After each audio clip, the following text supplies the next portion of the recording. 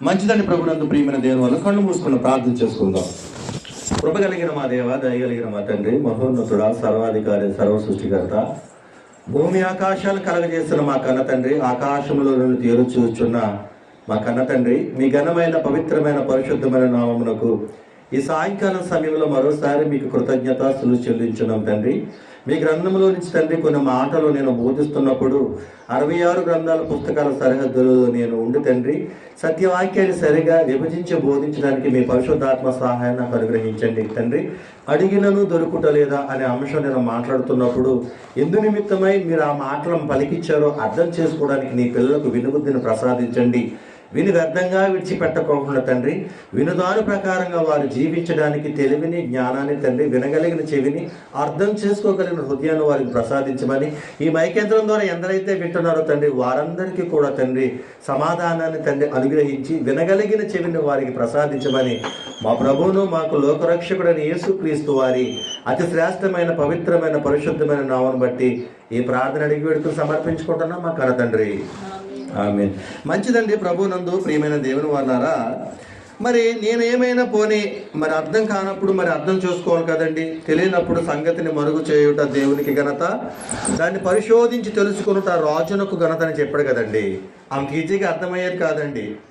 పోనీ ఎక్కడైనా పోనీ దీని గురించి పాఠాలు బడుల్లో కానీ, లేకుంటే హాస్పిటల్లో కానీ, లేకుంటే కోర్టుల్లో కానీ, లేకుంటే సమాజంలో కూర్చున్నప్పుడు ఎక్కడైనా కొంతమంది ఎవరు కొన్ని మాట్లాడిస్తారా, నేర్పుతారా, పోనీ నేర్చుకోవడానికి ఏమన్నా వారు మనసిస్తారా అంటే లేదు ప్రియులారా. మరి ఎవరు బోధిస్తారంటే దేవుని యొక్క సేవకులు మాత్రమే ఈ సత్యవాక్యాన్ని బోధిస్తారు.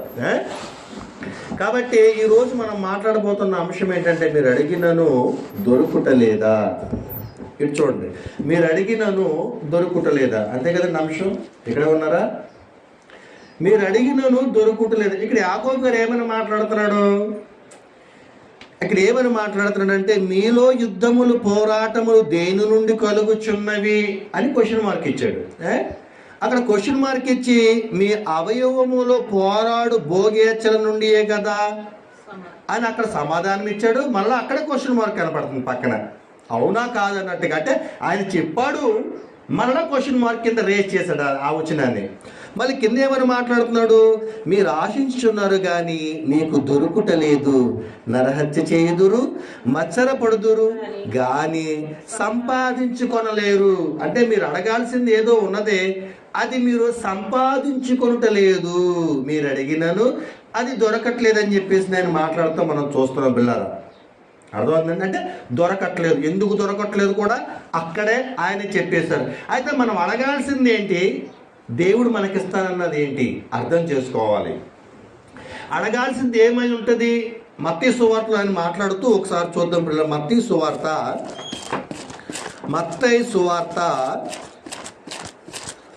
6వ అధ్యాయం అనుకుంటాడు. ఒకసారి చూడండి. మత్తయి సువార్త 6వ అధ్యాయము 8వ అధ్యాయం 8వ వచనం. 6వ అధ్యాయం 8వ వచనం. 6వ అధ్యాయం 8వ వచనం. స్పీడ్గా తీయాలి. మీరు మీ తండ్రిని అడుగక మునిపే మీకు అక్కరగానున్నవేవో ఆయనకు తెలియను. మీరు అడగక మునిపే అంటే ఆదిలోను ఆదాంగారం చేశాడు కదండి దేవుడు. ఇది చూడండి, దేవుడు ఆదిలోను ఆదాంగారం చేశాడు కదండి. ఆదాంగాన్ని అడిగి చేశాడా? దేవుని యొక్క సంకల్పం చొప్పున చేశాడా? దేవుని యొక్క సంకల్పం చొప్పున చేసి ఆది కాండం 1వ అధ్యాయం అంతట్లో వాటన్నింటిలో వాళ్ళకి కావలసినవన్నీ, భూమిని, ఆకాశాన్ని, సూర్యచంద్ర నక్షత్రాలని, సకల జీవరాశులను, పక్షులను, వీటినన్నింటినీ వాటిని కలుగ చేసిన తర్వాతే ఆదాంగాన్ని తయారు చేశాడు దేవుడు. అవునా కాదా? సంకల్పం ఎందుకు అంటే నా కుమారుడు ఈ భూమి మీద ఉండాలి, నా కుమార్తె ఈ భూమి మీద ఉండాలి అనే దాని గురించి ముందుగానే జగత్పునాది వేయబడక మునుపు ప్రభువైన యేసుక్రీస్తు వారు గుర్తించి మీరు అడగక మునుపే అక్కరగున్నావేమో అని తెలుసు. తల్లి గర్భంలో నిన్ను ప్రవేశపెట్టక మునుపే ఆయన చూశాడు నువ్వు భూమి మీదకి రావాలి, దేవుని చిత్తం చేయాలని. కాబట్టి అడగక మునుపే అక్కడకున్నావేమో ఆయనకు తెలుసు. అడగక మునుపే అక్కరకున్నవేవో ఆయనకు తెలుసు. అయితే అదే మత్తయి సువార్త 7వ అధ్యాయం ఒకసారి చూడండి. 7వ అధ్యాయము 7వ వచనం కూడా 7వ వచనం. 7వ అధ్యాయము 7వ వచనం. యాకోబు గారు రాసిన పత్రికలు ఏమని మాట్లాడుతున్నాడు? మీరు అడుగుతున్నారు కానీ మీకు దొరకట్లేదు. ఎందుకు దొరకట్లేదు అంటే ఇదిగో ఇక్కడ ఏమని మాట్లాడుతున్నాడు ఆయన? అడుగుడి మీకు ఇయ్యబడును, వెదకుడి మీకు దొరుకును, తట్టుడి మీకు తీయబడును. అడుగు ప్రతి వానికి పొందును, వెదుకువానికి దొరుకును, తట్టువానికి తీయబడును.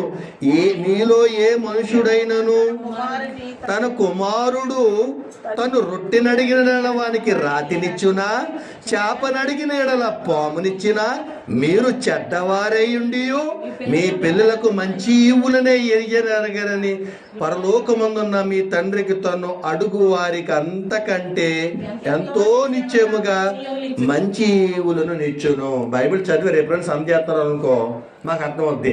మీరు ఒకటి చదివి నేను ఒకటి చదువుతున్నాను అనుకో నిజమో కాదని చెప్పి మళ్ళీ తర్జన భర్జన పడవలసి వద్ది. అందుకే బైబిల్ చదివి ఆడవండి అని చెప్పేసి బాధపడేది. రైట్.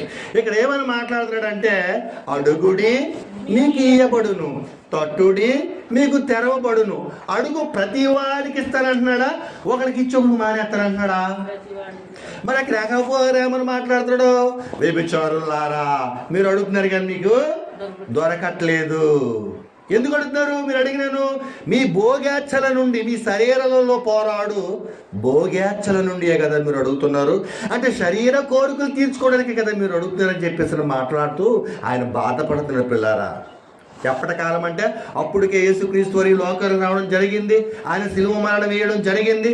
తర్వాత అనంతరం అపోస్తుడు అయిన యేసుక్రీస్తు వారి తమ్ముడైన యాకోబు గారు మాట్లాడుతున్నాడు, బాధపడుతున్నాడు. అప్పుడు కాలంలో కూడా మీరు అడిగినను మీ శరీరములో పోరాడు భోగేచ్ఛల నుండి అడుగుచున్నారు, అయినా మీకు అది దొరకట్లేదు. ఇక్కడేమైనా మాట్లాడుతున్నాడు? మీరు అడగండి నేను ఇస్తాను, మీరు వెతకండి నేను దొరుకుతాను, మీరు తట్టండి నేను తీయబడతానని చెప్పేసి నేను యేసుక్రీస్తు వారు మాట్లాడుతాం మనం చూస్తున్నాం. పిల్లారా, మరి అదే కీర్తనకారుడు కూడా ఒకసారి ఒక సందర్భంలో మాట్లాడుతూ మనం చూస్తున్నామండి. కీర్తనల గ్రంథం 34వ అధ్యాయం 9వ వచనం. కీర్తనల గ్రంథము 34వ అధ్యాయము 9వ వచనం. 34వ అధ్యాయము 9వ వచనం. యెహోవా భయభక్తులారా ఆయన యందు ఉంచుడి, ఆయన యందు భయభక్తులు ఉంచువానికి ఏమీ కొదువలేదు. అంటే కొదువు లేదని చెప్పేసి మాట్లాడుతున్నాడు. కాకపోతే అంతకు ముందేమని మాట్లాడుతున్నాడు? అంతకు ముందు మాట ఏమని మాట్లాడుతున్నాడు? యెహోవా యందు భయభక్తులు కలిగిన వారులారా. దేవుడంటే భయమున్న వారికి, దేవుడంటే తెలిసిన వారికి, దేవుడంటే లక్ష్య పెట్టే వారికి ఏ మేలు కొదువై ఉండదు. కానీ ఇక్కడ యాకోబు గారు గురించి మాట్లాడుతున్నప్పుడు ఏం చూస్తున్నామంటే అక్కడ ఉన్న ప్రజలు వ్యభిచారులారా. మీరు అడిగే దేని గురించి అడుగుతున్నారు? మీ అవయవములో పోరాడు భోగేచ్ఛల నుంచి అడుగుతున్నారు, కానీ దేవుడు గురించి మీరు అడగట్లేదు. రెండోది, దేవుడంటే మీకు భయం లేదు, భక్తి లేదు. యెహోవా యందలి భయభక్తు కలిగిన వారులారా, భయభక్తులు కలిగి ఉండు వారులారా, మీకు ఏ మేలు కొదువలేదు, మీకు ఏ మేలు కూడా కొదువు లేదని చెప్పేసి మాట్లాడుతున్నారు. కానీ ఇక్కడ దొరకట్లేదేంటి అంటే ఇక్కడ అడిగే విధానంలో తప్పు ఉన్నది. ఏంటంటే వాళ్ళు అడుగుతున్నారు, దేని గురించి అడుగుతున్నారంటే శరీర కోరికలు తీర్చుకోవడానికి. అడగక మునిపే మీకు అక్కరకున్నవి ఏంటో నాకు తెలుసు, బట్ మీరు అడిగే విధానం అయితే మాత్రం కరెక్ట్ అయిన విధానం కాదు. ఒకవేళ అడిగినను ఏమడగాలో అదే యాకోబు గారు మాట్లాడుతూ, యాకోబు గారు రాసిన పత్రిక రెండవ పత్రిక క్షమించండి, 1వ అధ్యాయము 5వ వచనం. మీలో ఎవనికైనాను జ్ఞానము కొదువుగా ఉన్న ఎడల అతడు దేవుని అడగవలెను, అప్పుడు అది అతనికి అనుగ్రహింపబడును. ఆయన ఎవనిని గద్దింపక అందరికీ ధారాళంగా దయచేస్తాను అంటున్నాడు. అవునా కదండి? మీరందరూ కూడా అడగాలి దేవుడి జ్ఞానం. ఏమి తిందుమా, ఏమి త్రాగుదుమా, ఏమి ధరించుకుందామని చెప్పేసి నీ శరీరం గురించి కాదు అడగాల్సింది. నువ్వు ఈ శరీరం గురించి అడిగినా నీకు దొరకదు. అది దొరకట్లేదు, దొరకదు కూడా అని చెప్పేసి మాట్లాడుతున్నాడు ఆయన అక్కడ. చదువుకోండి అవసరమైతే. యాకోబు గారు రాసిన పత్రిక 4వ అధ్యాయం మొదటి నుంచి ఆ 10 వచనాలు చదువుకోండి. మీరు శరీర కోరికలు తీర్చుకోవడానికి అడుగుతున్నారు, మీరు నేత్రాశలు తీర్చుకోవడానికి అడుగుతున్నారు, జీవబిడంబం కోసం మీరు అడుగుతున్నారు, మీకు దొరకట్లేదు. ఒకవేళ అడిగితే మీలో ఎవరికైనా ఒకవేళ జ్ఞానం కొద్దుగా ఉన్నదా, అడగక మునిపే నేను అన్నీ ఇచ్చా. తల్లి గర్భంలో రూపింపబడక మునిపే ఆయన నేత్రాలు చూసి ఈ భూమి మీదకి మనిషిని పంపించాడు. కానీ నువ్వు ఇంకేం అడుగుతున్నావు? ఈ లోక సంబంధమైన వాటివే అడుగుతున్నావు. పోనీ అడిగేది దేని గురించి అడుగుతున్నావు? మీ అవయవములో పోరాడే భోగేచ్ఛల నుంచి మీరు అడుగుతున్నాడు అని చెప్పేసి బాధపడుతున్నాడు పిల్లరా.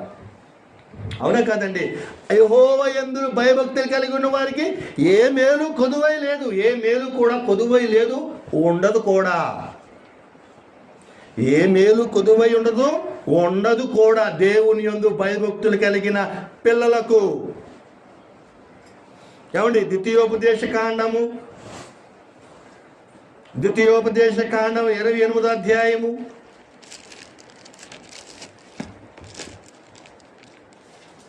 28వ అధ్యాయము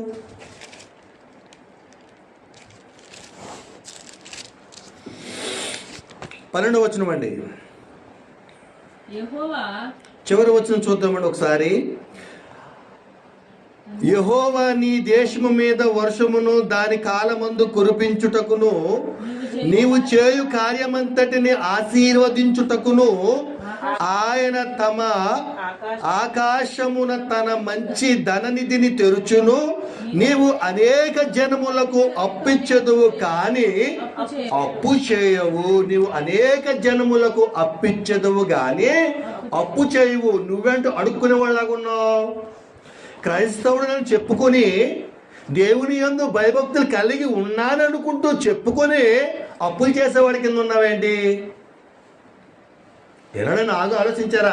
మీరు అడిగినను మీ అవయవములో పోరాడు భోగ్యాచ్ఛల గురించి అడుగుతున్నారు తప్ప దేవుడి గురించి అడగట్లేదు. దేవుని ఉద్దేశాలు నెరవేర్చాలి, సమాజ స్థాపన చేయాలి, నశించిపోతున్న దాన్ని వెతికి రక్షించడానికి తన ప్రియకుమారుడు ఈ లోకానికి వచ్చాడు. అనేక మందికి సువార్త ప్రకటించాలి, ప్రకటిస్తున్న వారిని ప్రోత్సహించాలి అనే ఉద్దేశంతో నువ్వు అడగట్లేదు. ఎందుకు అడుగుతున్నావంటే నీ అవయవములలో పోరాడు సాతాను సంబంధమైన క్రియల నుంచి, సాతాను యొక్క కోరికలు తీర్చుకోవడం గురించి అడుగుతున్నావు తప్ప దేవుని యొక్క ఉద్దేశాల గురించి అయితే మాత్రం నువ్వు అడగట్లేదు. నీవు అనేక జనాలకు అప్పిస్తావు కానీ అప్పు చేయవు. కింద వచనంలో కూడా ఏమని మాట్లాడుతున్నాడంటే 14వ వచనంలో, నిన్ను తలగా నియమించును గాని తోకగా నియమింపడు. నీవు పైవాడువుగా ఉండువు గాని క్రిందవాడువుగా నీవు ఉండవు. నీవు అనేక జనాలకు అప్పిస్తావు, నీవు తలగానే ఉంటావు కానీ తోకగా ఉండవు. కానీ అప్పులు చేస్తున్నావే నువ్వు క్రైస్తవుడువేనా? దేవుడు కలిగిన పిల్లలందరూ క్రైస్తవులే కదండి, అవునా కదా? యేసుక్రీస్తు యందు భయభక్తులు కలిగి ఉన్న ప్రతి ఒక్కరు కూడా క్రైస్తవులే కదా. మరి క్రైస్తవులు అప్పు చేస్తున్నారేంటి? మీరు అడిగినను అది దొరకటలేదు. మీరు ఏదేదో చేద్దామని నేత్రాశ, శరీరాశ, జీవపుడంబము ఈ లోకంలో ఉన్న వాటి వెనకతను పోరాడుతున్నారు తప్ప, పరిగెడుతున్నారు తప్ప దేవుని ఉద్దేశాన్ని నెరవేర్చాలి. ఇదిగో ఇన్ టైంలో నేను కొంతకాలంలో చచ్చిపోబోతున్నాను, దేవుని పని జరిగించాలి, దేవుని యొక్క ఉద్దేశాలు జరిగించాలి. అలా జరిగించి బలా నమ్మకమైన దోషుడాని ఆయన నాకు ఇస్తానన్న సింహాసనం కోసం నేను ఎదురు చూడాలి అని అడగట్లే. అలా అడుగుతున్నారా? ఒకవేళ ఎవరైనా అడిగితే దయచేసి అందరికీ కూడా నేను విన్నపం తెలియచేసింది ఏంటంటే, నాకు చూపించండి, నాకున్నదంతా పట్టుకెళ్ళిపోయి ఆయనకి ఇచ్చేస్తా. దేవుని పని చేయాలి, దేవుని పని చేయాలి, దేవుని సత్య సువార్తను ప్రకటించాలి అని ఎవరైనా అంటే నాకు చూపించండి దయచేసి. ఓకేనా? ఎవరైనా అంటే కనుక నాకు చూపించండి, నేను పట్టుకెళ్ళిపోయి నాకున్న మొత్తం ఆటో అమ్మేసి, నాకున్న మొత్తం అన్ని అమ్మేసి నేను పట్టుకెళ్ళి ఆయనకి ఇచ్చేసి, బాబు ఇదిగో దేవుని సువార్త చేయి అని అంట. ఎవరినో ఒక్కడు చూపించండి, నేను చేస్తానంటున్నా. కానీ ఎవరో కూడా ముందుకు రావట్లే. ఏమి తిందుమా, ఏమి త్రాగుదుమా, ఏమి ధరించుకుందామని చెప్పేసి నేను మొన్న కరోనాలో కూడా వదిలిపెట్టాడు కదా దేవుడు.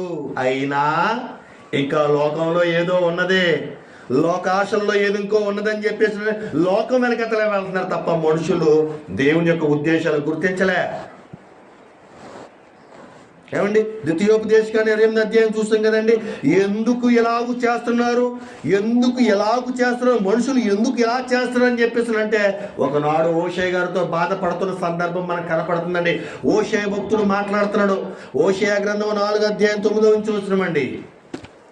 ఓషయ గ్రంథము 4వ అధ్యాయం 9వ వచనం. ఓషయ గ్రంథము 4వ అధ్యాయం 9వ వచనం.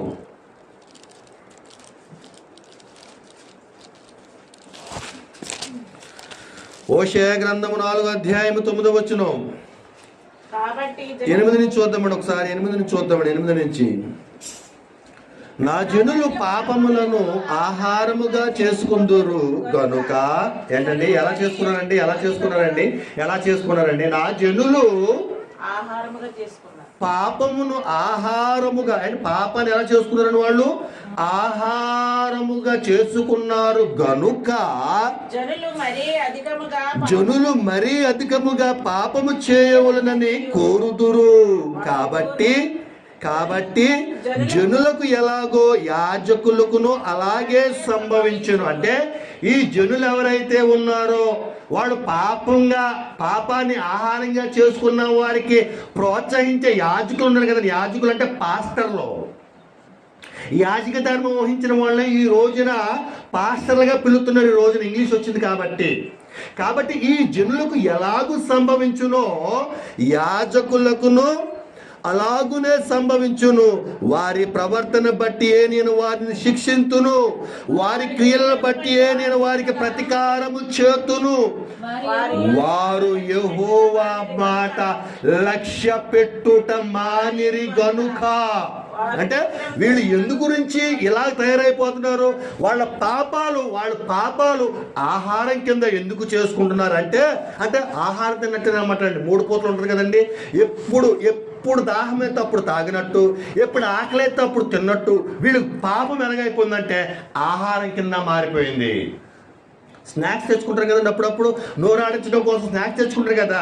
ఏమీ తినట్లేదు, ఏమి నోరు ఊసిపోతలేదు, ఏదైనా తినాలి అని ఎలాగైతే తెచ్చుకుంటారో అలాగే ఈ జనులు ఎలాగ మారిపోయారంటే వారి యొక్క ఆహారము వలె వారి పాపం చేసుకుంటున్నారు. కాబట్టి ఆ జనులు ఎలాగైతే చేస్తున్నారో అదంతా చూసి కూడా ఆ పాస్టర్లు, ఆ యాజకులు అనేవాళ్ళు అలా చూస్తూ ఉండిపోయారు కదా. ఏమండి, యాజకులు అంటే వాళ్ళేనా? మీకు తెలిసిన కదా చెప్పండి. తర్వాత ఎప్పుడు వృత్తాంతం పోతే నేను చెప్తాను దాని గురించి, ఒకవేళ తెలవకపోతే. పాస్టర్లు, యాజకులు, యాజక ధర్మాన్ని వహించేటు వాళ్ళే పాస్టర్లు. ఈ పాస్టర్లు ఆ మనుషులకి ఎలాగైతే జరుగుతున్నదో ఈ పాస్టర్ల గతి కూడా అలాగే ఉంటుందని చెప్పేసి ఆయన చెప్పడం మనం జరుగుతున్నది. ఎందు గురించి అంటే చెప్పేవాడు సరిగ్గా చెప్పట్లేదు, వినేవాడు సరిగ్గా వినట్లేదు. ఒకవేళ వినేవాడు సరిగ్గా ఉన్నా చెప్పేవాడు సరిగ్గా చెప్పట్లేదు. ఒకవేళ చెప్పేవాడు సరిగ్గా ఉన్నా వినేవాడు సరిగ్గా వినట్లేదు. అందుకే వారు యెహోవా మాటను లక్ష్య పెట్టుట మానిరి గనుక వారు భోజనము చేసినను తృప్తి పొందకయుందురు, వ్యభిచారము చేసినను అభివృద్ధి నొందకయుందురు. వ్యభిచార క్రియలు చేయుట చేతను, ద్రాక్షారసము పానము చేయుట చేతను, ఏమండి మద్యపానము చేయుట చేతను వారు భలేగున్నారు, బాగా బాగుపడుతున్నారు అన్నాడా దేవుడు. వారు మతి చెడిపోయింది, వారు మతి చెడిపోయింది, వారు మతి చెడిరి అని చెప్తున్నాడండి అక్కడ ఆయన. ఎందుకంటే దేవుడు మాట లక్ష్య పెట్టట్లేదు, దేవుడి గురించి ఆలోచించట్లేదు. కళ్ళ ముందు మంత్రులైన వారు, ఎంపీలైన వారు, ఎమ్మెల్యేలైన వారు, ప్రధానమంత్రులైన వారు, చిన్నల మొదలుకొని పెద్దల వరకు అందరూ చచ్చిపోతున్నా నేను ఇక బ్రతుకున్నాను. నన్ను బ్రతుకునిస్తున్నది ఎవరు? నన్ను జీవింపచేస్తున్నది ఎవరు? ఎవరా దేవుడు? ఎవరా సృష్టికర్త? తల్లి గర్భంలో చూసింది నన్ను ఎవరు? భూమి మీద ఇంతకాలం పెంచి పోషిస్తున్న దేవుడు ఎవరు అని ఆలోచించట్లేదండి. ఆలోచిస్తున్నారా? ఆలోచించట్లేదండి. అందుకే వారు అడిగినను అది వారికి దొరకదు కూడా. నా మాట వింటేనే అది దొరుకుద్దని చెప్పేసి నేను మాట్లాడుతున్నాడు. వారు యెహోవా మాట లక్ష్య పెట్టుట మానిరి గనుక. ఏమండి ఇదేంటంటే, ఒకవేళ దేవుడు మాట వ్యభిచారం చేయొచ్చా? దేవుడు మాట వింటే నువ్వు వ్యభిచారం చెయ్యు చేస్తాడా? ఆయన కట్టడలను, ఆయన ఆజ్ఞలను, ఆయన ధర్మశాస్త్రాన్ని గైకొంటే నువ్వు ఆ వ్యభిచారం చేయు, ఆ మద్యపానం చేయు, ఆహారంగా పాపాన్ని మానేస్తావు. నువ్వు దేవుడిని లక్ష్య పెట్టడం మానేసి, దేవుని కట్టడలను నువ్వు అనుసరించడం మానేసి ఎంతకాలం చేస్తే మాత్రం ఏ ప్రయోజనం? మీరు అడిగినను అది మీకు దొరుకుటలేదు. మీరు అడిగిన దేని కోసం అడుగుతున్నారు? మీ శరీరములలో పోరాడు భోగేచ్ఛల నుండియే కదా అడుగుతున్నారు మీరు. నా ధర్మశాస్త్రం ఏమైపోతే నువ్వు అనేక జనాలకు అప్పెత్తాగానే అప్పు చేయవని చెప్పాను నేను. బట్ నువ్వేం చేస్తున్నావు? అడుక్కునే స్థితిలో నువ్వు ఉన్నావంటే నువ్వు నా మాట నువ్వు వినట్లేదు, అందుకని నీకు అది దొరకట్లేదు. మీరు అడిగినను అది మీకు దొరుకుటలేదు. మీరు అడిగినను అది మీకు దొరుకుటలేదు. అవునా కాదండి? అంతేనా? సమాజంలో లేని ఏమన్నా నేను కళ్ళబొల్లు మాటలు కౌరులు చెబుతున్నాను. నేను ఏమన్నా ఇలా చెప్పబట్టే కదండి నేను మీ అందరికీ దూరం అవుతున్నాను. ఇలా చెప్పబట్టే కదండి మీ అందరికీ నేను శత్రువుని అవుతున్నాను. ఇలా చెప్పబట్టే కదండి ఒకనాడు అపోస్తలుడైన పౌలు గారు, నేను మీతో నిజమాడినందువల్ల నేను మీకు శత్రువుని అవుతున్నానా? పౌలు గారు మాట్లాడుతూ, నేను ఈ పత్రికలు రాసినందువలన నేను బాధపడతలేదు, కానీ ఈ పత్రిక వలన మీకు మారు మనసు కలుగుద్ది. ఆ మారు మనసు కలిగిన తర్వాత దైవ చిత్తానుసారమైన దుఃఖము మీకు మారు మనసు కలుగజేసిన తర్వాత అప్పుడు నేను సంతోషిస్తాను అని బాధపడుతున్నాడు ఆయన. ఇలా చెప్పాలి. చెప్పేవాళ్ళు ఎవరో? కంఠంలో ఊపిరున్నంత వరకు కూడా ఇలాగే చెప్తా దేవుని వాక్యాన్ని ఉన్నదన్నట్టుగా. ఇలాగూ కాదు, వేరే రకంగా అని చెప్పేసినని ఎవరైనా వచ్చి ఒకవేళ నేర్పిస్తే నేను నేర్చుకుంటా, అన్ని వేళలా కూడా నేను నేర్చుకోవడానికి సిద్ధంగా ఉన్నా, అంతా నాకే తెలుసు నేను అనట్లేదు. ఇలా కాదు, వేరే రకం ఉన్నది బోధ అని చెప్పేసి నేను ఎవరైనా బోధిస్తే నేను నేర్చుకుంటా. మొన్న ఎవరో మాట్లాడుతున్నాడండి ఒక ఆయన, ముందు జనాన్ని గుంపు కట్టు, 2 రకాలు ఉంటాయి బ్రదర్ బోధ అన్నాడు. బ్రదర్ చెప్పండి బ్రదర్. నేను కూడా ఏమన్నానంటే ఆయన చెప్పిన దానికే చెప్పండి బ్రదర్ ఎన్ని రకాల బోధ అని చెప్పేసి నేను అడిగాను. నేను 2 రకాల బోధ ఉంటే బ్రదర్ అన్నాడు. సరే బ్రదర్ చెప్పండి బ్రదర్ అని నేను కూడా అన్నాను. ఆయన ఎడిదిప్పిన మామూలుగా ఒక బోధలోకి వస్తుంది తప్ప 2వ రకం బోధలోకి వస్తారా? గద్దించినా, బోధించినా, ప్రేమించినా ఒక రకం బోధే వస్తుంది. అది ప్రభు అయిన యేసుక్రీస్తు వారి బోధ. ఇంకో రకం బోధ అన్నా కదా బ్రదర్, ఆ బోధ ఏంటి చెప్పండి అన్నాను. అంటే ముందు జనాన్ని పోగు చేసుకోవాలి, జనాలు పోగు చేసుకున్న తర్వాత వాళ్ళ దగ్గర దండుకోవాలి, ఆ తర్వాత ఇంకోటి ఏదైనా చేయాలని చెప్పేసి అన్నాడు. నేను అప్పుడు అడిగాను మామూలుగా, అన్నా మీరు అన్నది మంచిదే, కుక్క విశ్వాసంగా ఉంటుంది కదని చెప్పేసినని ముందు మాంసము పెట్టి తర్వాత పాలు పోస్తే అది తాగుద్దా బ్రదర్ అని అడిగాను. కుక్క విశ్వాసంగా ఉంటుంది కదని చెప్పేసి అలవాటు అవ్వట్లేదని చెప్పేసినని బాగా అర్థమవుతుందండి. ముందు మాంసం ముక్కలు వేసి రేపటి దినాన పాలు పోస్తే అది విశ్వాసంగా ఉంటుందా, రేపొద్దున మాంసం కోసమే చూద్దా అని అడిగా. మాంసం కోసమే చూస్తుంది అది, బంగారంలాగా. అప్పుడు నేను చెప్పాను, అన్న మీరు 2వ రకం బోధ అన్నారు కదా, ఆ బోధ నాకు తెలుసు అని చెప్పేసి నన్ను. ఏంటంటే అది యోహాను సువార్త 8వ అధ్యాయం 44వ వచనం అన్నది. ఇక్కడేమో తండ్రి అయిన దేవుడు అందరికీ ఆత్మీయైన దేవుడు అందరికీ ఒకటే తండ్రి. దేవుడిని తండ్రి కాకోకుండా ఆరాధించేవారు ఇంకొకడు ఉన్నాడు, అబద్ధ బోధకుడు. ఆడి సంఘం అయితే కనుక అలాగే చేస్తారన్న. ముందు ఏం చేస్తారంటే మాంసం ముక్కలు వేస్తారు, తర్వాత పాలు పోసినా పొయ్యిపోయిన అనవసరం, ఆల్రెడీ కథ బలిసిపోయి ఉంటుంది కాబట్టి నీకు యాడ్ తీసుకొచ్చేది మామూలుగా పెట్టేస్తుంటే నువ్వు కూడా మామూలుగా బలిసిపోయవచ్చు, దాంట్లో మాత్రం ఎటువంటి ప్రాబ్లం లేదని చెప్పేసి నేను మాట్లాడాను. అంతేనా కాదండి? గద్దించినా, లాలించినా, బోధించినా, ప్రేమించినా ఒకటే బోధ. సంఘము ఒక్కటే, విశ్వాసము ఒక్కటే, ప్రభువు ఒక్కటే, ఆ ప్రకారమే బాప్తిస్మము కూడా ఒక్కటే. దాన్ని మించింది మరొకటి లేదు. అది ఏదై ఉన్నది ఆలోచన చేసుకోవాలా. అర్థంగా లేదండి చెప్పేది. కాబట్టి ప్రభునందు ప్రియమైన దేవుని వర్లారా, మీరు అడిగినను అది మీకు దొరుకుటలేదు. రెండోది ఏంటంటే దేవుని యొక్క దాసుడి కింద నేను చెప్పేది ఏంటంటే దొరకదు కూడా. ఎందుకంటే ఆల్రెడీ చెప్పాను కదా, ప్రజలకు ఎలాగో యాజకులకును అలాగే సంభవించును. వారు ఏం చేశారంటే వారి యొక్క పాపాలు ఆహారం కింద మార్చేసుకున్నారు. వారు అనుదినము కూడా భోజనం లేకపోతే ఎలాగైతే మనిషి నీరసించిపోతాడో ఆ ప్రకారమే పాపం చేయకపోతే మనిషికి కాలు చేయి ఆడదు. ఎవరినో ఒకరు తిట్టాలి, ఎవరో ఒకరి దగ్గర మాయ మాటలు చెప్పాలి. వ్యభిచారం చేసేవాళ్ళైతే వ్యభిచారం చేయాలి, దొంగతనం చేసేవాళ్ళైతే దొంగతనం చేయాలి. అలా చెయ్యిందే వాళ్ళకి ఏం చేద్దంటే కాలు చెయ్య ఆడదు.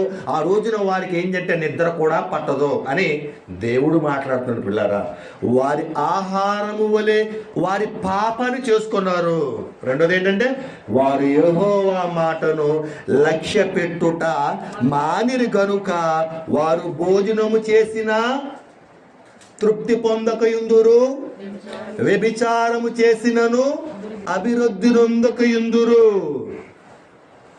చాలా మంది వెళ్ళిపోతున్నారు కదండి, దేశాల దగ్గరికి వెళ్ళిపోతున్నారు కదా. అందరూ మంచిగా అనుకుంటున్నారు. మీరు వెళ్ళేది ఫ్లైట్ ఎక్కి వెళ్ళిపోతున్నారు కదా, అందరూ మంచిగా వెళ్తున్నారు అనుకుంటున్నారా? కొంతమంది వ్యభిచారం చేస్తానికి కూడా వెళ్తున్నారు అక్కడ. అందరూ గురించి కదా నేను మాట్లాడేదే. కొందరు వ్యభిచారం చేద్దామని చెప్పేసి ఫ్లైట్ ఎక్కేసి వెళ్ళిపోతున్నారు. అక్కడికి వెళ్ళిన తర్వాత ఏడుతున్నారు అలోమంటూ, అయ్యా నన్ను కాపాడండి, ఇది జగన్ గారి దృష్టికి వెళ్ళేలాగా చూడండి, నన్ను ఇక్కడ విడిపించండి, నన్ను పరికని పెట్టుకున్నారండి, తర్వాత నాతో వ్యభిచారం చేయిస్తున్నారండి, అయ్యా ఇది జగన్కి వెళ్ళేలాగా చూడయ్యా. వెళ్ళేటప్పుడు తెలదా నీకు? వెళ్ళేటప్పుడు ఏమైపోయింది నీకు ఆ బుద్ధి? దూరపు కొండలు నులుపా. దగ్గరుండి స్త్రీ గృహ పరిపాలన చేయించి తమ పిల్లల గురించి తన భర్త గురించి ఆలోచించుకుంటూ చక్కగా పెందలకాడ లేచి భోజనం చేసి తన పిల్లలకు కావాల్సిన సర్దుబాటు చేసుకోవాల్సింది స్త్రీ. అందుకోసం ఇచ్చాను నేను నీకు ఆదాము. మరి నువ్వు ఫ్లైట్ ఎక్కి వెళ్తావా వ్యభిచారం చేద్దామని? తప్పు కాదేంటండి? ఏడుతున్నారండి ఫేస్బుక్లో అట్లలో బాధపడుతున్నామండి ఆ సమయంలో. అయ్యో నిజంగా తెలుసో చేసిందో తెలియక చేసిందో విడిపిస్తే బాగుండు, ఈసారైనా తప్పు దిద్దుకుంటుందేమో, ఒకవేళ మళ్ళీ వెళ్లకుండా ఉంటుందేమో. వారు వ్యభిచారము చేసినను అభివృద్ధి నొందకయుందురు, వారు ద్రాక్షారసము పానము చేయుట చేతను మద్యపానము పానము చేయుట చేతను. వారికి మతుంటుందా? తాగుడికి మతుంటుందా? మతిశుద్ధి ఏమి ఉండదు కదండి. ఏం మాట్లాడుతున్నాడు ఏంటో కూడా ఉండదు. కాబట్టి ఏ జనులకు ఎలాగో బోధకులకు కూడా అలాగే నేను శిక్షిస్తానని చెప్పేసి మాట్లాడుతున్నాడు.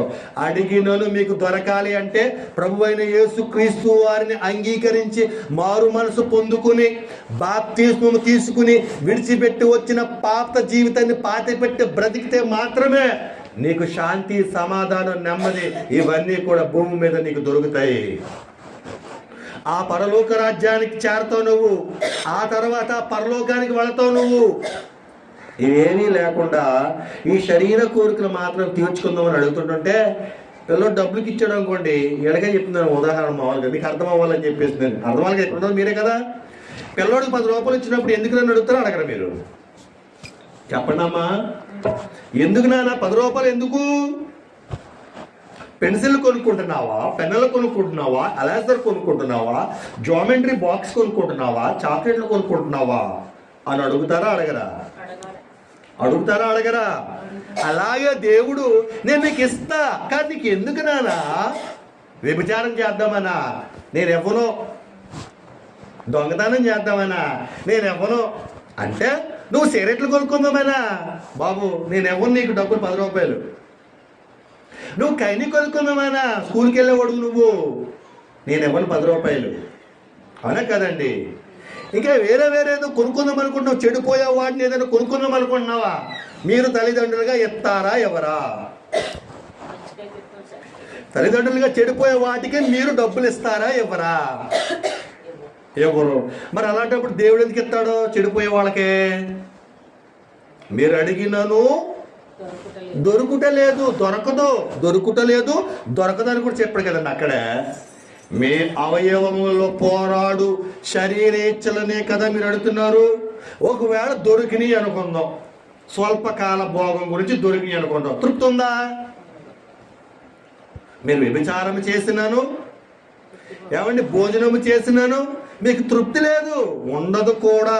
ఎందుకు అంటే దేవాతి దేవునికి ఇష్టమైన పని కాదు అది. అందుకే మీరడిగినను అది దొరుకుటలేదు, మీరడిగినను అది దొరుకుటలేదు, దొరకదు కూడా. ఒకవేళ దారి మళ్ళించి ఏదో చేసి చేసినా తృప్తి ఉండదు, సంతృప్తి ఉండదు. కాబట్టి ప్రభువునందు ప్రియమైన దేవుని వల్లరా, అదే మత్తయి సువార్తలో ఆయన మాట్లాడుతూ 13వ అధ్యాయము, ఆ యాకోబు గారు రాసిన పత్రిక 5వ అధ్యాయం చూద్దామండి ఒకసారి. తర్వాత మత్తయి సువార్తలో కొద్దాం. యాకోబు గారు రాసిన పత్రిక 5వ అధ్యాయము 2వ వచనం. మీరు బంగారమును వెండియు, 5వ అధ్యాయం 2వ వచనం. మీ ధనము చెడిపోయేను, మీ ధనము చెడిపోయేను, మీ వస్త్రములు చిమ్మట కొట్టినవాయను, మీ బంగారము మీ వెండియు తుప్పు పట్టినవి, వాటిని తుప్పు మీ మీద సాక్ష్యముగా ఉండు అగ్ని వలె మీ శరీరములను తినివేయును. అంత్య దినములందు ధనము కూర్చుకుంటురి, అంత్య దినములందు ధనము కూర్చుకుంటురి. మీ ధనం బలేకూడదని చెప్తున్నాడా, చెడిపోద్దని చెప్తున్నాడా?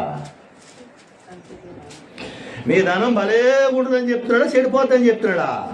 యేసుక్రీస్తు వారు శిష్యుడైనా మాట్లాడుతున్నది, ఆయన తమ్ముడిగానైనా మాట్లాడుతున్నది, ఇది ఆయనే మాట్లాడుతున్నాడు. మీ వెండి చెడిపోవును, మీ ధనము చెడిపోవును, మీ బంగారం తుప్పు పడద్దే, పట్టదు తుప్పు, ఇక్కడే ఉంటదే, మెరుస్తూనే ఉంటదే, నాతో పాటు తీసుకెళ్తాను అనేటోళ్ళు ఎవరైనా ఉంటే కనుక నాకు చూపించండి. మీ ధనమైనా సరే ఇక్కడ విడిచిపెట్టాలి, మీ వెండి అయినా ఇక్కడ విడిచిపెట్టాలి, మీ బంగారం అయినా ఇక్కడ విడిచిపెట్టాలి, మీ ఇల్లు అయినా ఇక్కడ విడిచిపెట్టాలి. వస్తూ నువ్వు ఏమీ తేలేదు, పోతూ కూడా నువ్వేమి పట్టుకెళ్ళలేవు. కానీ దేవుని కోసము, దేవుని యొక్క ఉద్దేశాన్ని నెరవేర్చడం కోసము, మంచిగా బ్రతకడం కోసం నువ్వు అడుగు. మంచిగా బ్రతకడం కోసం నువ్వు అడుగు. దేనికోసం అడుగుతున్నావు నువ్వు? అర్థం చేసుకో. దేనికోసం అడుగుతున్నావు? భోగేచ్ఛల గురించి అడుగుతున్నావా? దేవుని నీతిని నెరవేర్చడం కోసం అడుగుతున్నావా? బుద్ధి జ్ఞానములు సర్వ సంపదలు గుప్తమై ఉన్నవి ఆయన యందే, ఆయనే ప్రభు అయిన యేసుక్రీస్తు వారు. లేదు మీరు పాపం చేస్తున్నా మీకు ధనం ఇస్తాడని చెప్పాడా? అబద్ధ బోధకుడు, అబద్ధికుడు. జనులకు ఎలాగో యాజకులకు కూడా అలాగే సంభవిస్తుంది. జ్ఞాపకం చేసుకో, మనసు మార్చుకో, నీతిగా బ్రతకడం కోసం ప్రయత్నం చేయి. నిన్ను అధికమైన స్థానంలో నిన్ను ఎందుకు పెట్టాను? చిన్న చితక పిల్లలు అనుకుంటున్నావా? ఆత్మలంటే స్కూల్ మాస్టర్ గానో, బ్యాంక్ మేనేజర్ గానో, లేకుంటే ఏదో పని కూరగాయలు అమ్ముకునే పని చేసుకో. కానీ దేవుడి సేవకుడిగా నువ్వు చేస్తున్నావు, ఉన్నట్టు బోధించు. లేదంటే గనక నీకు కూడా ప్రభువా అని పిలుచు. అనేక మంది వెళ్ళిన చోటకి నువ్వు కూడా నరకంలోనికి వెళ్ళిపోతావు. పైపెచ్చు 2 తీర్పులు ఉంటాయి నీకు. ఖచ్చితంగా బోధించలేకపోతున్నావు ఆ బోధ కూడా. మీరు కూడా మొదట ఆత్మానుసారంగానే మీరు ఆరంభించారు కదా, ఇప్పుడు మీరు శరీరానుసారంగా ఎలా పరిపూర్ణులు అవుతారు? బోధక అర్థం చేసుకో, ఆలోచన చేయి. ప్రభువు మాట్లాడుతున్నాడు నీతో. మాట్లాడుతున్నది ఎవరో అని అనుకుంటున్నావా? లక్ష్య పెట్టడం మానేస్తున్నావా? అర్థం చేసుకో. మత్తయి సువార్త 13వ అధ్యాయము, మత్తయి సువార్త 13వ అధ్యాయము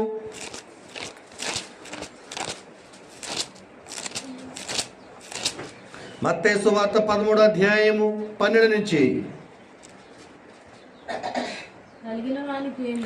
కలిగిన వానికే ఇయ్యబడును, వానికి సమృద్ధి కలుగును, లేని వానికి కలిగినదియు వాని యొద్ద నుండి తీసివేయబడును. ఏమంటే అదే కదా నేను చెప్పింది. కలిగిన వానికే ఇయ్యబడును, వానికి సమృద్ధిగా కలుగును, లేని వానికి కలిగినదియు వాని యొద్ద నుండి తీసివేయబడును. మరియు వారు చూచిచుండియు చూడరు, వినుచుండియు వినక గ్రహింపక ఉన్నారు. చెప్పేది అసోగ్గాడే కదా, గేదలు కాసుకున్నవాడు మొన్నటిదాకా బచ్చాగాడు. మేము ఇప్పటి నుంచో చేస్తున్నాం పరంభక్తులు అని అనుకుంటున్నావు. ఒకవేళ జ్ఞాపకం ఉంచుకో, నీ దగ్గర తీసివేయబడుతుంది అది.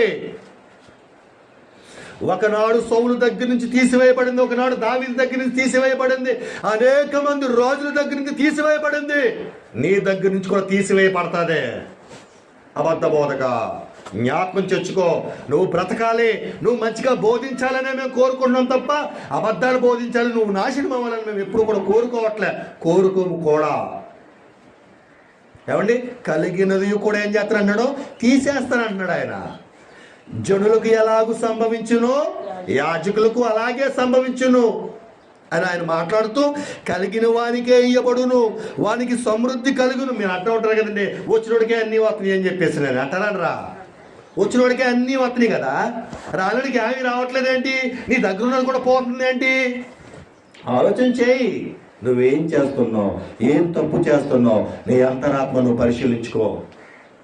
నువ్వు మనుషులకు భయపడవసరం లేదు, దేవునికి భయపడటం నేర్చుకో. నీ ఉండే ప్రతి స్థలాన్ని దేవుడు చూస్తున్నాడు. నీ ఉండే ప్రతి క్రియను కూడా, నువ్వు చేసే ప్రతి క్రియను కూడా దేవుడు చూస్తున్నాడు. చూడట్లేదని అనుకుంటున్నావేమో ఒకవేళ అమాయకుడా, చూడట్లేదు అనుకుంటున్నారండి. ఒకవేళ అనుకుంటుకుంటే కనుక తప్పది, పొరపాటు. కలిగిన వానికి ఇయ్యబడును, వానికి సమృద్ధిగా కలుగును, లేని వానికి కలిగినదియు వాని యొద్ద నుండి తీసివేయబడును. మరియు వారు చూచిచుండియు చూడరు, వినిచుండియు వినక గ్రహింపకయున్నారు. ఇందు నిమిత్తము నేను ఉపమాన రీతిగా వారికి బోధించుచున్నాను అని మాట్లాడుతూ కింద, ఈ ప్రజలు కన్నులారా చూసి, చెవులారా విని, హృదయముతో గ్రహించి, మనసు త్రిప్పుకొని, నా వలన అనగంటే అశోక్ వలన కాదే, దేవుని వలన, నా వలన స్వస్థత పొందకుండానట్లు వారి హృదయము చాలా స్మూత్ గా ఉంది, చాలా మంచిది అని అంటున్నాడు ఆయన. లేదు ఏమంటున్నాడండి ఆయన? కొవ్వినది. బైబిల్లో పదాలు ఏంటండి? క్రొవ్వినది. వారి హృదయము కొవ్వుపోయింది, వారి హృదయము క్రొవ్వినది, వారి చెవులు వినుటకు మందములై ఉన్నవి, వారు తమ కన్నులు మూసుకొని ఉన్నారు. అంటే బాగానే చూస్తున్నారు కదండి. అంటే ఈ కన్నులు కాదు, మనోనేత్రం, వారి మనోనేత్రం, ఈ యుగ సంబంధమైన దెయ్యం వారికి గుడ్డితనాన్ని కలగజేసింది. చూస్తున్నారు కదంటే, వారు చూచిచుండి చూడక ఉందురు, వింటున్నట్టుగా వింటారు కానీ వెంటనే దులిపేదురు వారు అని మాట్లాడుతూ, మీరు వినుట మట్టుకు విందురే గాని గ్రహింపనే గ్రహింపరు, చూచుట మట్టుకు చూతురు గాని ఎంత మాత్రము తెలుసుకొనరు. అని ఇప్పుడు జరుగుతున్నదా? యేసుక్రీస్తు వారి కాలంలో జరుగుతున్నదా? అంతకు ముందే ఎప్పుడో యెషయా భక్తుడి ద్వారాగా ఆ మాట చెప్పాడు. అది సరియే అని యెషయా ప్రవచనము, అని యెషయా చెప్పిన ప్రవచనము వీరి విషయమై నెరవేరుచున్నది. అయితే పోయేవాడు ఎలాగో పోతున్నారు. అప్పుడు మీరు ఏమంటారు? ఒరే, పోయేవాడు ఎలాగో పోయాడు, ఇక నువ్వైనా బాగుపడరా అంటారా అనరా?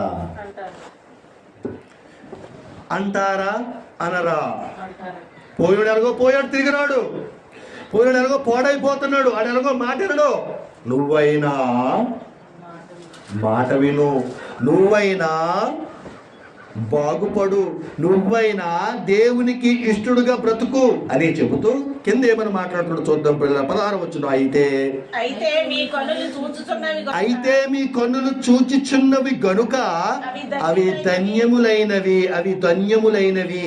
ఇలాంటి మాటలు విందామని వినలేకపోకుండా చచ్చిపోయిన వారు ఎంతమందో ప్రపంచంలో. బట్ మీరు వింటున్నారు కాబట్టి, మీరు చూస్తున్నారు కాబట్టి మీరు ధన్యులు. ఎప్పుడైనా సరే మీరు త్రిప్పుకుంటారు, మనసును త్రిప్పుకుంటారు, మనసు మార్చుకుంటారు. కాబట్టి మీరు ధన్యులు. మీరు వింటున్నారు కాబట్టి మీరు ధన్యులు, చూస్తున్నారు కాబట్టి మీరు ధన్యులు. అనేక ప్రవక్తలు నీతిమంతులను మీరు చూచిన వాటిని చూడకపోయిరి, మీరు వాటిని వినలేకపోయిరని మీతో నిశ్చయముగా చెప్పుచున్నాను. చాలా మంది ఈ మాటలు వినకుండానే చాలా మంది చచ్చిపోతున్నారు. అనేక మంది పితరులు చచ్చిపోతున్నారు. మీరు ఆడవలే ఉండొద్దు. మీరు అడిగేది దేవుని ఉద్దేశాలు నెరవేర్చడానికి అడగండి. అక్కడ మీ ధనము చిమ్మట కొట్టదు, పరలోకములో మీ వెండి తుప్పు పట్టదు, పరలోకంలో మీ బంగారం తుప్పు పట్టదు. ఇక్కడ అయితే మాత్రం ఖచ్చితంగా నేను చెప్తున్నాను, తుప్పు పడతాం ఖాయం. పడతాయా పట్టవండి?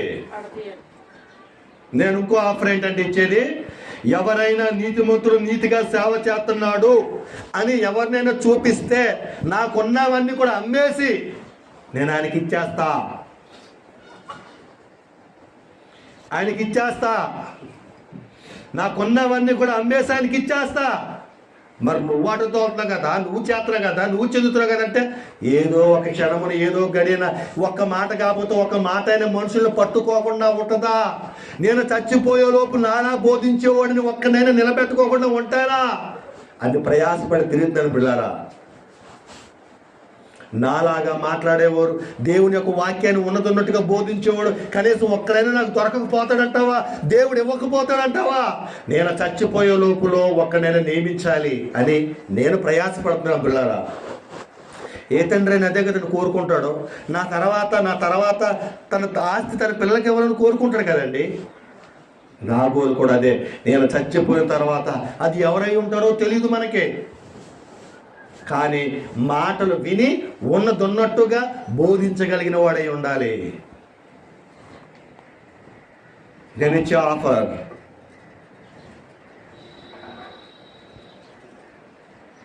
ఉంటే నా ఆటోలు గీటోలు మొత్తం అమ్మేస్తా, ఇచ్చేస్తా. బట్ మీరు చూపించగలగాలి, నేను వెతుకుతున్నాను ఇచ్చేద్దామనే, నాకు దొరికిన క్షణాన్ని ఇచ్చేస్తా. కాబట్టి ప్రభువునందు ప్రియమైన దేవుని వారలారా, మీరు ఇచ్చేసే అంత సవాలు చేయవసరం లేదు, కానీ మీరైతే మాత్రం దేవుడికి యథార్థంగా బ్రతకడం నేర్చుకోండి. దేవునితో వైరం కలిగి మీరు ఉండొద్దు. శత్రువులు అయిపోతారు మీరు. శత్రువులు అయిపోతే కనుక శిక్షించబడతారు మీరు. కాబట్టి ఆయన కట్టడలను అనుసరించి మీరు బ్రతకాలని చెప్పేసి నేను తెలియచేస్తున్నాను తప్ప మీకేమీ దొరకకూడదు, మీరు పాడైపోవాలని అయితే నేను కోరుకోవట్లేదు, నా దేవుడు కూడా కోరుకోవట్లేదు. మీరు బాగుపడాలి, అనేక జనాలకు అప్పిచ్చే వారి కింద ఉండాలి, అనేక మందికి నువ్వు తరగానే ఉండాలి తప్ప తోకగా ఉండకూడదు. బుద్ధి జ్ఞానములు సర్వ సంపదలు ఇదిగో ఈ బైబిల్లోనే ఉన్నవి. మహాజ్ఞాన గ్రంథమైన బైబిల్. ఈ బైబిల్ చదువు. రెండో మాట ఏం చెప్తున్నానంటే, నువ్వు పీజీలు ఎంటెక్లు ఐఏఎస్ ఐపీఎస్ అవ్వకపోయినా పర్లేదు, కానీ దేవుని గ్రంథం మాత్రం నువ్వు చదవాలి. ఒక క్రైస్తవుడిగా, ఒక క్రీస్తుని కలిగిన వాడిగా బైబిల్ చదవాలి, బైబిల్ చదవాలి, బైబిల్ చదవాలి. బైబిల్లో ఉన్నదాన్ని వంట పట్టించుకోవాలి, నీ క్రియలలో వాటిని కూడా తీసుకువెళ్ళాలి. ఇందులోని సంగతులు గైకొను వారును చదువువాడును దీనిని గైకొని వారు ధన్యులు. చెప్పండి, ఇప్పుడు చెప్పండి, అడిగి పొందుకుని దేవునికి ఇష్టంగా బ్రతుకుతారా? అడిగినా దొరక్కోకుండా ఎప్పుడు అలోమంటూ ఏడుతూనే ఉంటారా? ఒరిజినల్ కాదండి అవన్నీ కూడా. తృప్తి పొందకు ఇంద్రంటే ఏంటది? దాని అర్థం ఏడుపులే. మీ ఏడుపుని ఏమన్నాడు? కింద వచ్చిన 10 వచనం మీరు చదువుకున్నారా లేదా? యాకోబు రాసిన పత్రిక. మీ ఏడుపును నవ్వునకును మార్చుకోమంటాడా లేదా? మార్చుకోమంటాడా లేదా? అటు రీతిగా మీరు మార్చుకోవాలని చెప్పేసి కోరుకుంటూ నా మాటలు ముగిస్తున్నాను. నా మాటలో ఒకవేళ మీకు సందేహాలు ఉన్నా, సలహాలు కావాల్సి వచ్చినా సంప్రదించండి, ఇక్కడే ఉంటా. వాక్యంతో మనం సరి చూసుకుంటూ ఎదురికి వెళదాం. అర్థం కాకపోతే మరలా అడగాలని కోరుకుంటూ నా మాటలు ముగిస్తున్నాను. అందరికీ వందనాలు.